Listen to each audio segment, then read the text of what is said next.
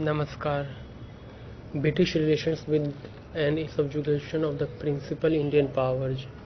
In the 17th century, the European companies were peaceful trading bodies seeking the favor of the Mughal government rather than challenging its authority. Towards the close of the century, the decline of the imperial authority and the political disorders in the country, particularly in South India, brought about a change of policy.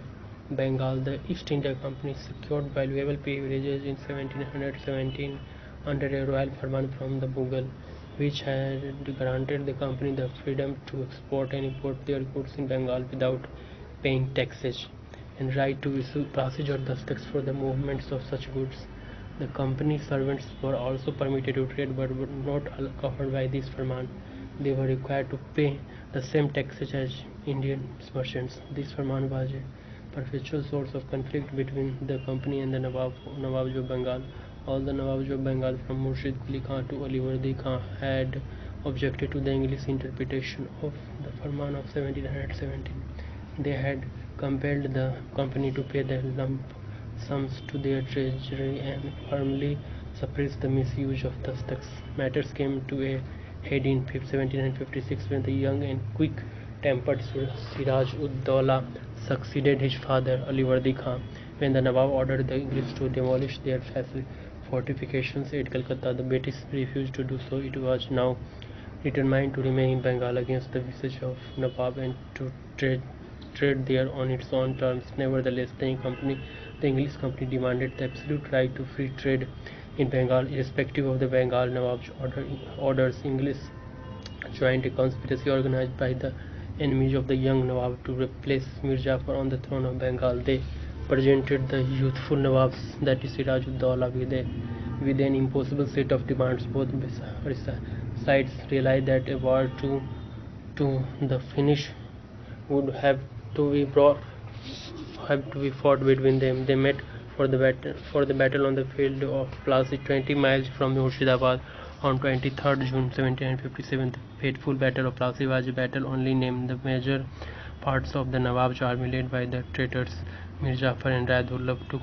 no part in the fighting. The Nawab was forced to flee and was captured and put to death by Mir Jafar's son Mehran. The English proclaimed Mir Jafar the Nawab of Bengal and set out to gather the reward. The company was granted undisputed right to free trade in Bengal, Bihar and Orissa. It also received the zamindari of the 24 Parganas near Calcutta. Mir Jafar paid a sum of Rs 1 crore 77 lakh as compensation for the attack on Calcutta to the company and the traders of the city. Mir Jafar's treasury was soon kept impeded by the demands of the company.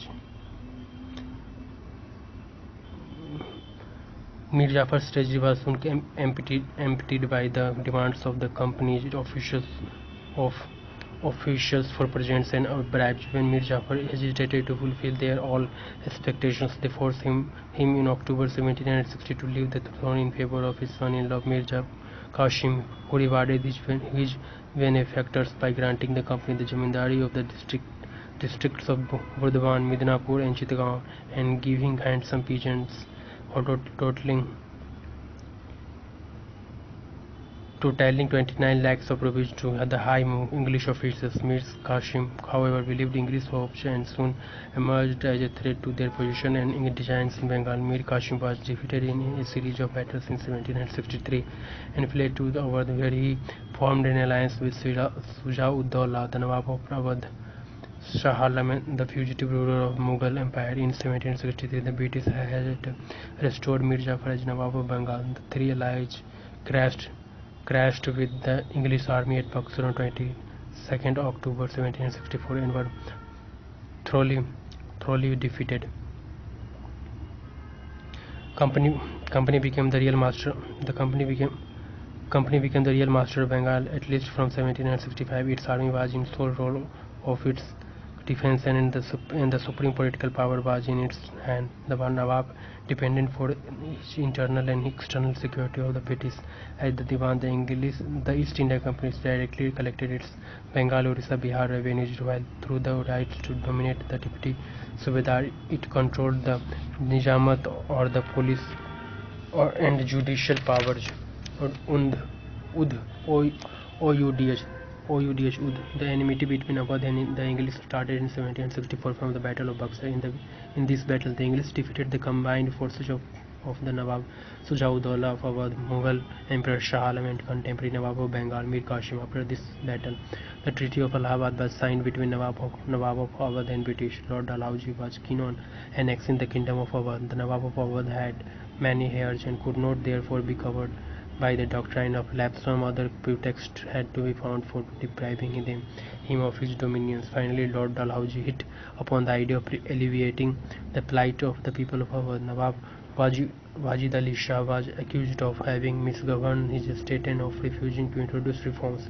His estate was therefore annexed in 1856. Undoubtedly, the degeneration of the administration of Awadh was a painful reality for its people.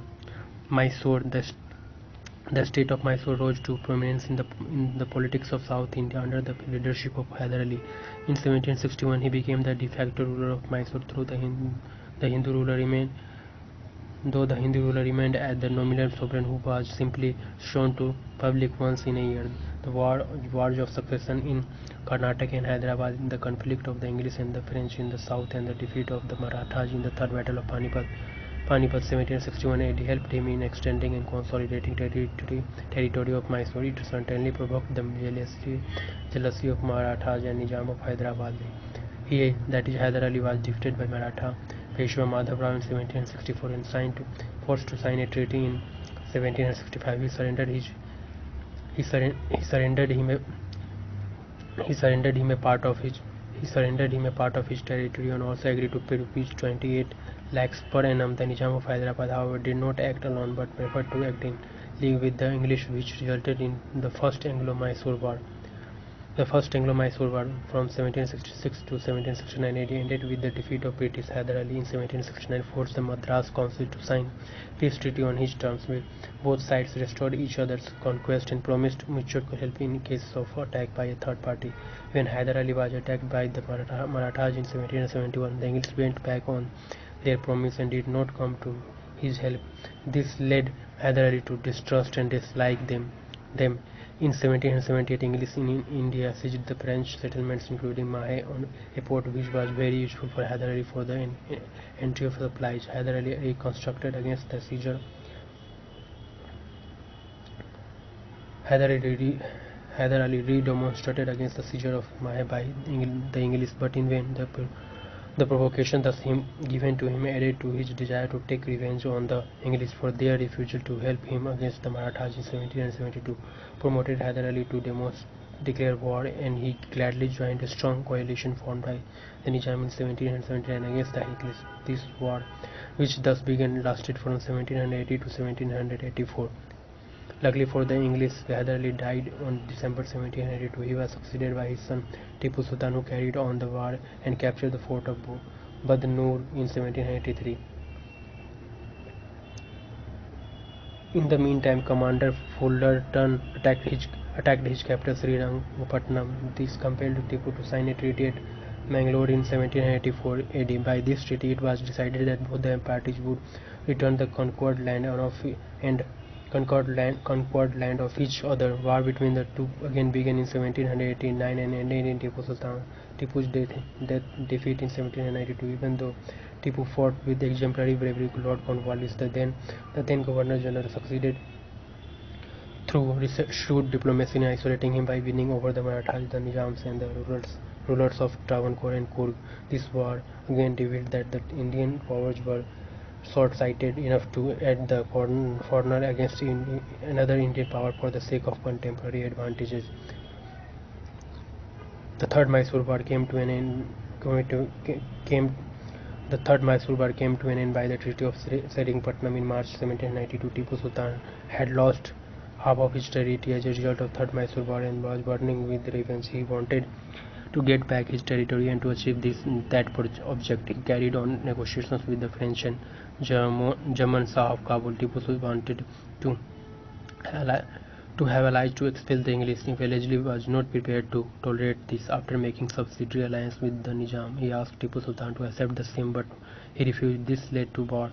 Mysore was attacked from two sides. The main army under General Harris, supported by Nizam's subsidiary force under Arthur Wellesley, attacked Mysore from the east, while another army advanced from Bombay.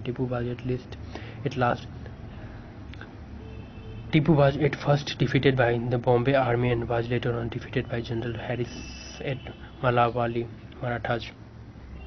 The foundation of the Maratha Confederacy was led by Baji Rao, the second Peshwa, from 1720 to 1740 AD. The ablest and the greatest of the Peshwas, Maratha Empire, when came in contact with the British, consisted of a confederacy of 5 big chiefs, namely the Peshwa at Pune, the Gaikwad at Baroda, the Sindhya at Gwalior, the Holkar at Indore, and the Bhosle at Nagpur. The Peshwa being the nominal head of the confederacy, the third Peshwa, Balaji Baji Rao, could not withstand the shock of the defeat of the Marathas in Third Battle of Panipat and died on June 23, 1761. He was succeeded by his son Madhav Rao. He was the last of them. He kept in check the ambition of his brother Raghunath Rao, maintained unity among the Maratha chiefs and nobles, and very soon recovered the power and prestige of the Marathas, which they had lost in the Third Battle of Panipat. The English became conscious of the growing power of the Marathas and wanted to crush their re-establishment. They got this opportunity very soon after the death of the youthful Peshwa Madhav Rao in 1772. The primary cause of the first Maratha war was the interference of English government at Bombay in the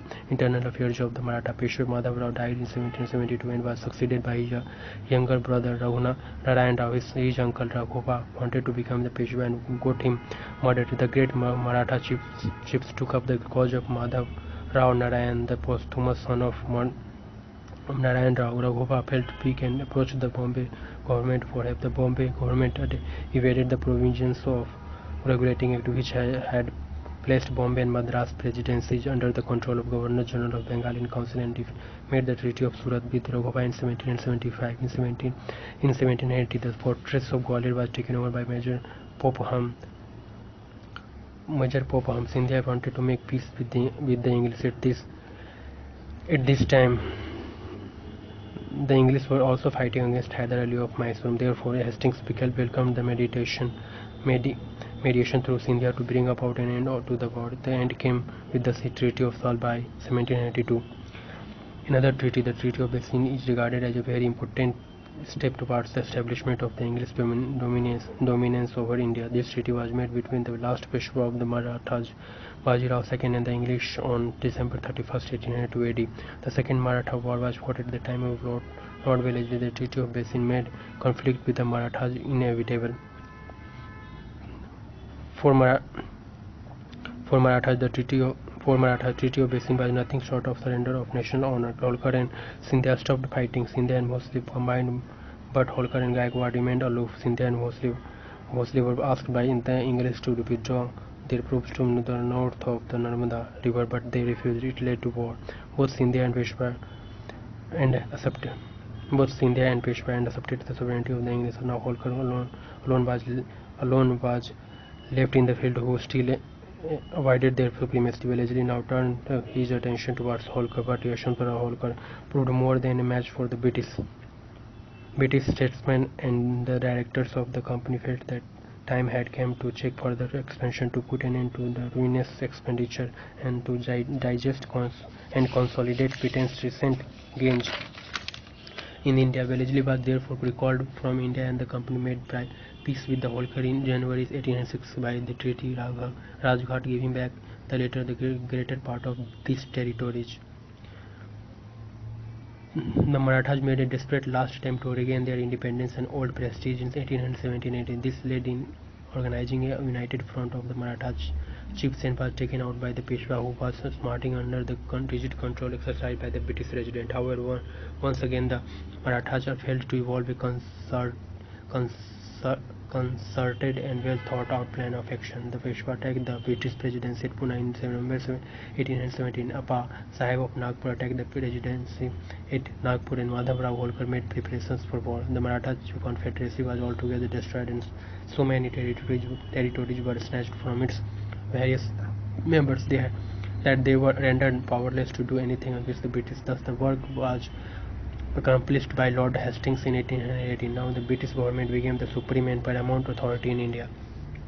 6. The first regular contact between Ranjit Singh and the British seems to have been made in 1800. The occasion was when India was threatened by an invasion of Jaman Shah, the Papuan ruler who had been invited by Tipu Sultan, a bitter enemy of the British. As a precautionary measure, the British sent Munshi Yusuf to the court of Ranjit Singh with rich presents to win the Maharaja over to the British side. Soon, however, he learnt that the danger of Jaman Shah's invasion receded, and Yusuf Ali was recalled. The second contact was made in 1805 when the Maratha chief Holkar entered the Punjab for help from Ranjit Singh. Ranjit Singh had gone to conquer Multan and Jhang but came to Amritsar. On learning about Holkar's arrival, he called a meeting of his Sarvat Khalsa to decide about the policy to be followed towards Holkar. Fateh Singh Ahluwalia and Bhag Singh of Jind advised Ranjit Singh not to come in conflict with the British by helping Holkar. Ranjit Singh told Holkar politely that he would not help him against the British. General Lake and Maharaja Ranjit Singh concluded an agreement in January 1806. As the danger of French invasion in India became remote, the English adopted a stern policy towards Ranjit Singh. He was given a note of the Governor General by Metcalfe, which contained some soft-worded warnings against his aggressive policy. Ranjit Singh was asked to restore all the places he has taken possession of since that period to the former possessors, and will confine his army to the river bank of the Satluj. Ranjit Singh was not prepared to accept the demand. However, he withdrew his troops from Ambala and Sarniwal but continued to retain Faridkot. Ranjit Singh fortified the fort of Jivindagarh, but in the last stage Ranjit Singh changed his mind and agreed to sign the Treaty of Amritsar in 1809. One of the effects of the Treaty of Amritsar was that the British government was able to take the six Sutlej states under his protection. Ranjit Singh's advice in the east was checked, but he was given a carte blanche so far as the region to the west of the Satluj was concerned. The death of Maharaja Ranjit Singh in June 1839 was followed by political instability and rapid changes of government in the Punjab. Selfish and corrupt leaders came to the front. Ultimately, power fell into the hands of the brave and patriotic but utterly undisciplined army. This led the British to look greedily across the Sutlej upon the land on the five rivers, even though they had signed a treaty in 1809. The first battle between Sikhs and the English was fought at Mudki on December 1845. The Sikhs were defeated. The English again won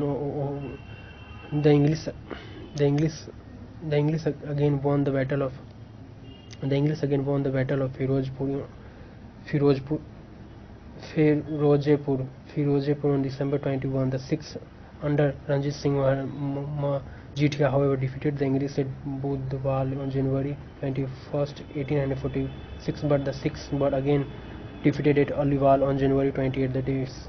The decisive battle was fought at Sobrao on February 1846, and the Sikhs was routed. The English then crossed the Sutlej on February 13 and captured the capital of Lahore on February 20. Also, the Sikhs absolutely beaten. So many people advised Lord Hastings to annex the empire, but he did not accept this.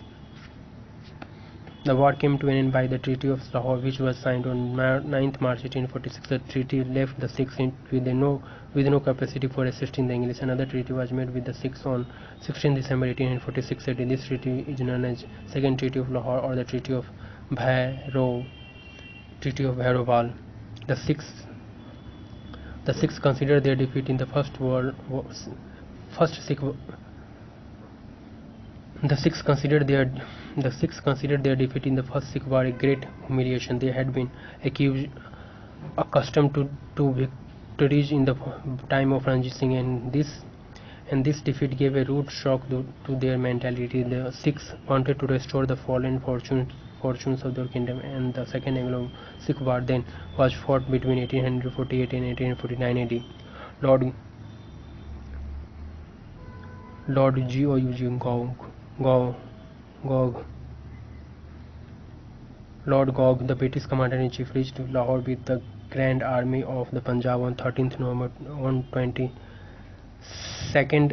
22nd November, the rebels were defeated in the battle at Ramnagar. Another decisive action was fought at Sadula Sadhu Sadulapur on 3rd December. The third battle was fought on 13th January 1849 at Cheliawala. On February 21, Lord Gauck met the chief Sikhs in another battle at Dera Jat. The Sikhs were utterly routed, surrendered themselves at Rawalpindi, and thus the game came to an end. The complete defeat of the Sikhs sealed the fate of their kingdom. Lord Dalhousie, on his own responsibility, annexed Punjab on 29th March 1849. The annexation of Punjab extended the British territories in India up to the natural frontiers of India towards the northwest. Besides this, the destruction of the Sikhs' power, there remained none active power which could pose a threat to the security of the English in India. Dhanyavad. Thank you so much.